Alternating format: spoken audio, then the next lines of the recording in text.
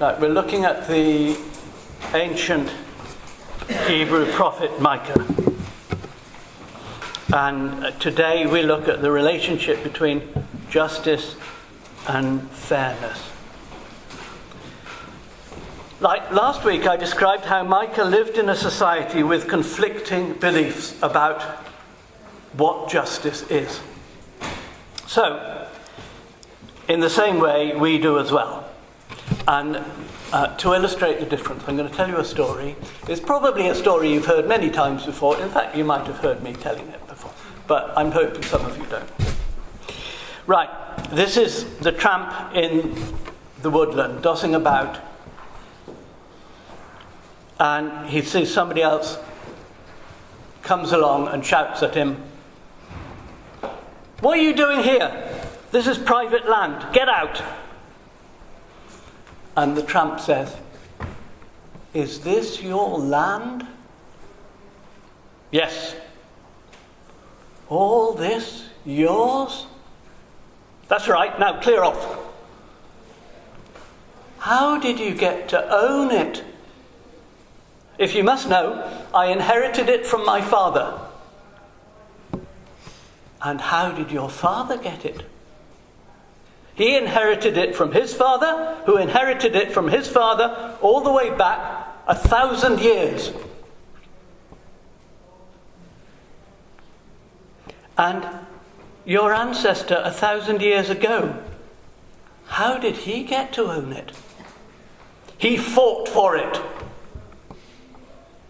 And the tramp says, "Shall we fight for it now?"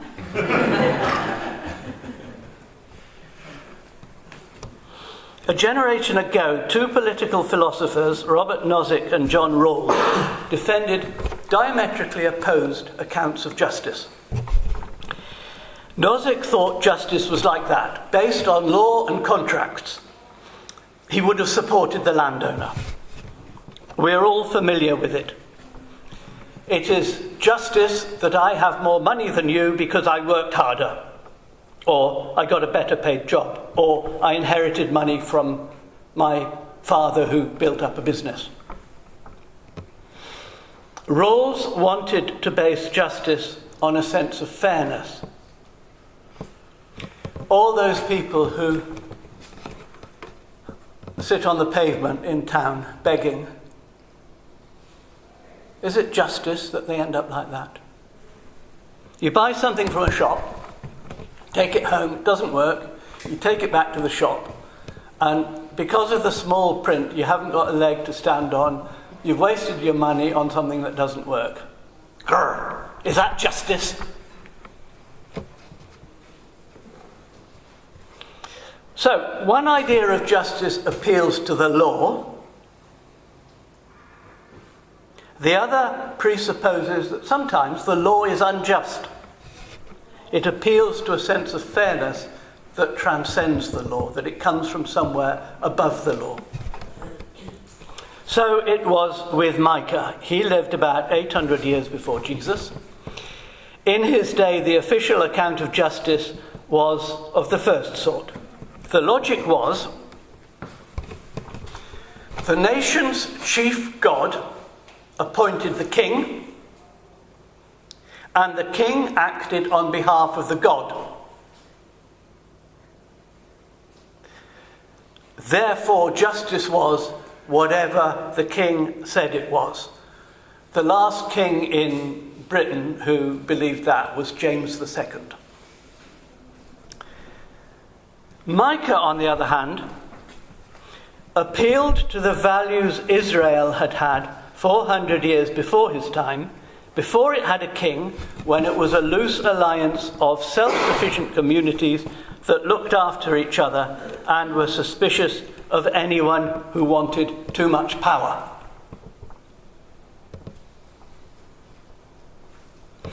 A little before Micah's day, most of the 8th century, the small kingdoms of Israel and Judah went through an unusually long period of peace and prosperity.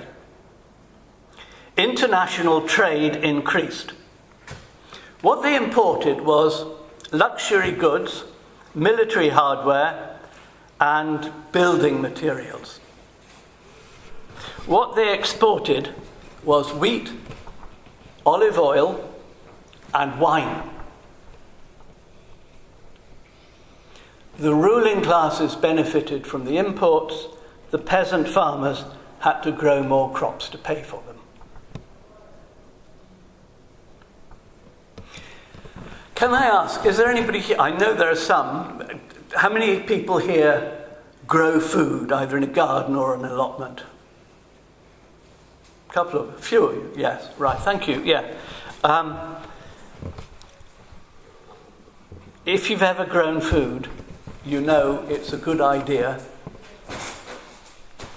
to have a wide variety, because every year something's going to do badly, but something else is going to do well. Governments wanted crops for export, so tax policy encouraged peasants to grow just one crop.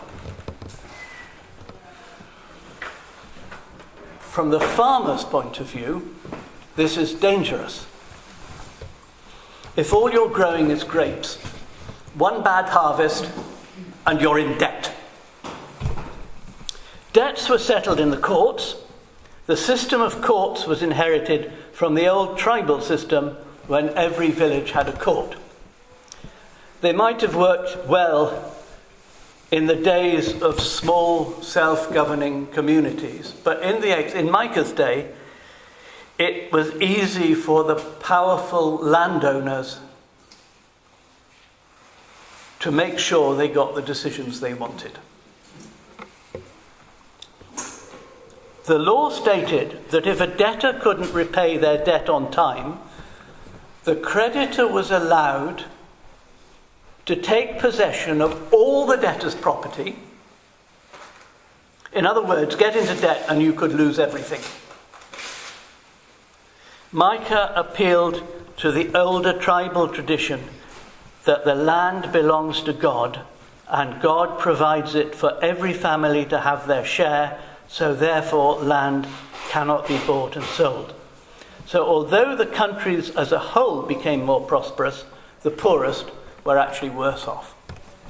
Now, I've asked 4 people to read passages. You've got them in your handout. They're all from the prophet Micah, and Joyce is going to read the first one, and this illustrates the point about debt. Micah chapter 2, verses 1 and 2. Alas for those who devise wickedness and evil deeds on their days. When the morning dawns, they perform it, because it is in their power. They come at fields and seize them, houses and take them away. They oppress householder and house, people and their inheritance. Yeah, that's Micah complaining about that. These people coveting fields and seizing them were acting within the law. Micah thought the law was unjust. It gets worse. When people get into debt, creditors were even allowed to take debtors into slavery and their families. Micah had something to say about that too. I should warn you that these Bible readings really ought to be read by somebody who's an absolutely foul temper.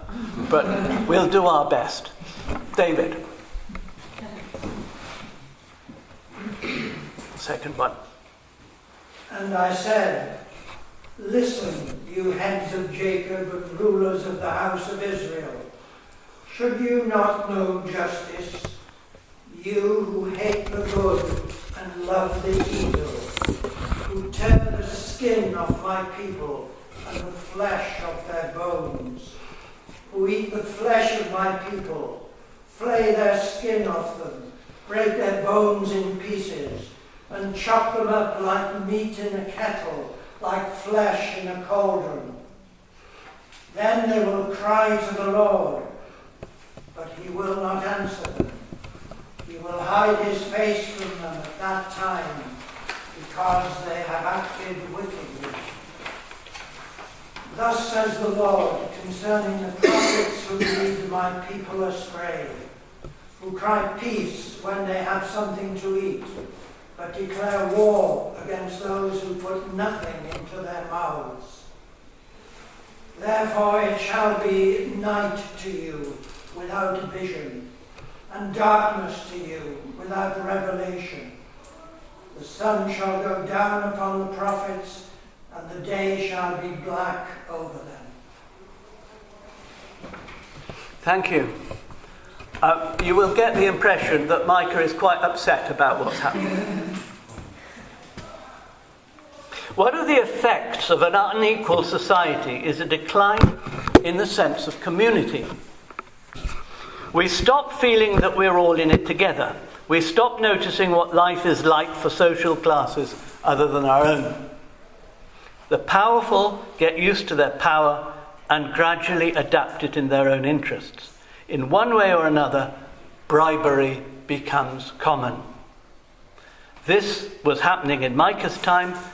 The ruling elite were powerful enough to abuse the system, but it didn't shake their faith that as long as the sacrifices kept coming in, God would protect the nation.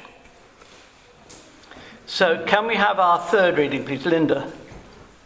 Hear this, you rulers of the house of Jacob and chiefs of the house of Israel, who abhor justice and pervert all equity, who build Zion with blood and Jerusalem with wrong. Its rulers give judgment for a bribe, its priests teach for a price, its prophets give oracles for money.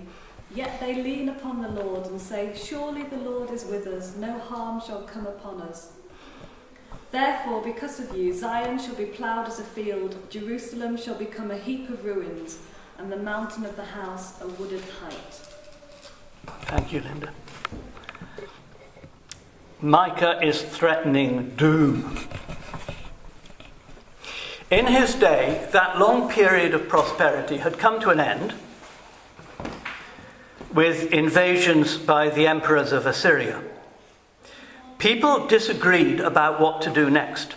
Would they soon get back to peace and prosperity, or would things get even worse? Now, to appreciate why there was dispute about this, we might think, well, what about political debate in this country today? When government ministers get asked about the increasing pressures on the health service, the increasing numbers of homeless, starving people, how do government ministers officially respond? The usual response is that they're going to manage the economy so that it grows. You've all heard that. Yeah. In the same way, Micah's governing class would argue they didn't have economic theories in those days, but they would argue that the solution to peasant poverty was to have a rich and successful country. If they could achieve that, all would be well. So our final reading comes from Micah's comment about that. PJ, thank you. Do not preach, thus they preach. One should not preach of such things. Disgrace will not overtake us. Should this be said, O house of Jacob? Is the Lord's patience exhausted? Are these his doings? Do not my words do good to one who walks uprightly? But you rise up against my people as an enemy. You strip the road from the peaceful, from those who pass by trustingly, with no thought of war. The women of my people you drive out from their pleasant homes, from their young children you take away my glory forever. Thank you. So it was a culture clash. Today, when political analysts ask why Americans voted for Trump, or why Wales, which benefited from the European Union, voted for Brexit, one side says, we had our financial crash 10 years ago, but apart from that, we've had 60 years of economic growth. Most of that time it worked. We want to get back to that. The other side says, all those economic policies may have made you better off, but it made us worse off. The last thing we want is to carry on as before. Anybody who offers change is going to be popular. It was a bit like that for them. Could they get back to the earlier prosperity? Now, it's not just Americans. Prosperity theology is as old as history. If you're rich, that shows God approves of you. And of course, the corollary is implied. If you're poor, that implies God doesn't approve of you.